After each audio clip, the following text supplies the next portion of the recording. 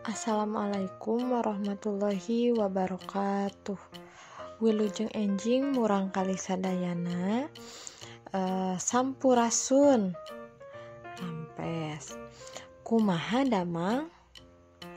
Alhamdulillahirabbil alamin.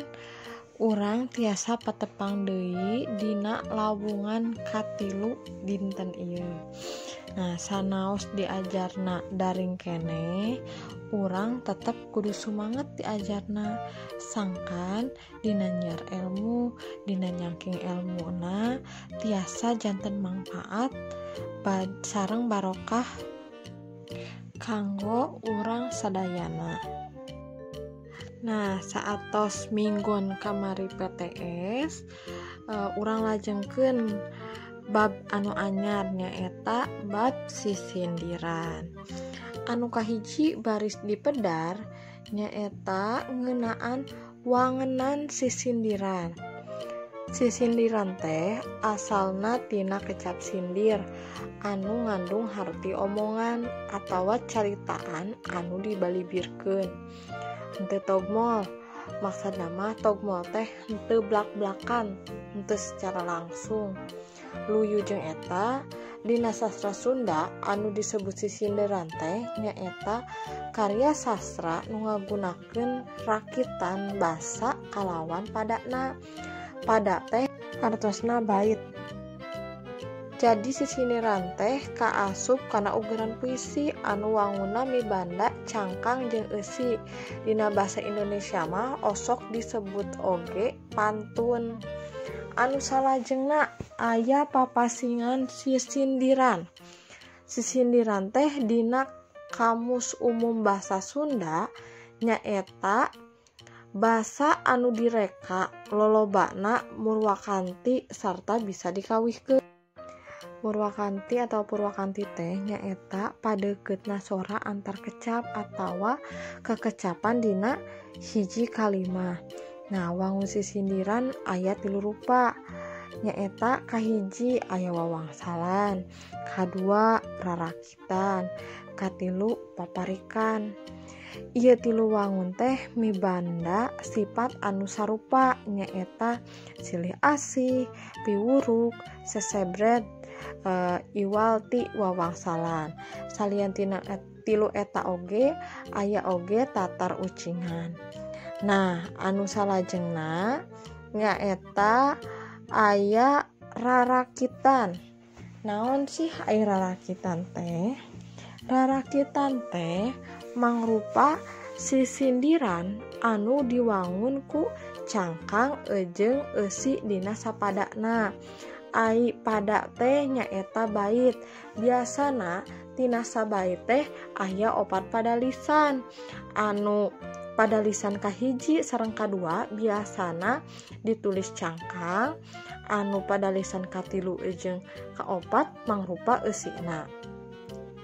Disebut rarakitan pedah kecap awalna.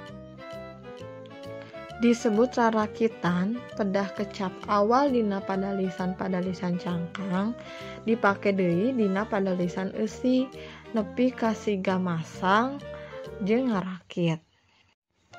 Anu salajengna aya paparikan.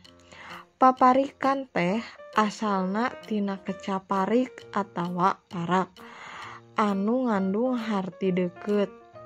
Ari anu dimaksud paparikan di dieu nyaeta sisindiran anu ngan padeukeut sorana antara cangkang jeung eusina.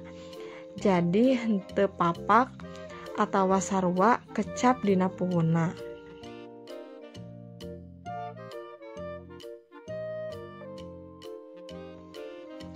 Salajengna aya wawangsalan.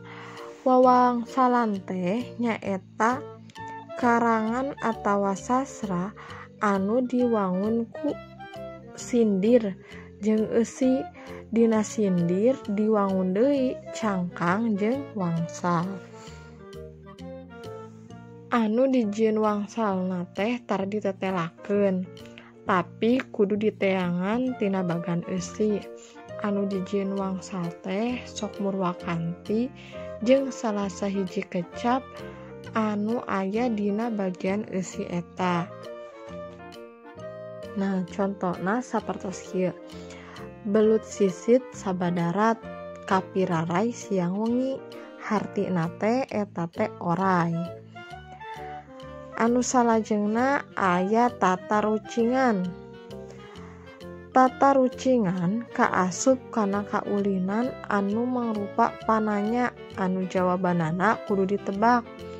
Lantaran patalekanana atawa pertanyaanana mangrupa balibiran tetebakan nu hartina henteu langsung atawa saujratna.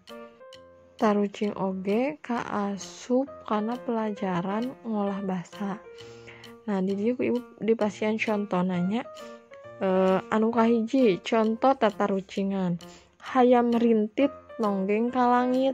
Nah, eta naon cobi? Hayam rintit nonggeng ka langit, tak eta teh nyaeta danas atawa ganas. Nah, urang cekapkeun wae lawungan dinten ieu. Lawungan dinten ieu materi sisindiran dicekapkeun part hijina, part 2 na dilajengkeun minggon payun. Nah, kanggo absensi tingali di deskripsi terus klik linkna eusian absenna kangge lawungan dinten ieu. Hatur nuhun kana perhatosanana. Wassalamualaikum warahmatullahi wabarakatuh.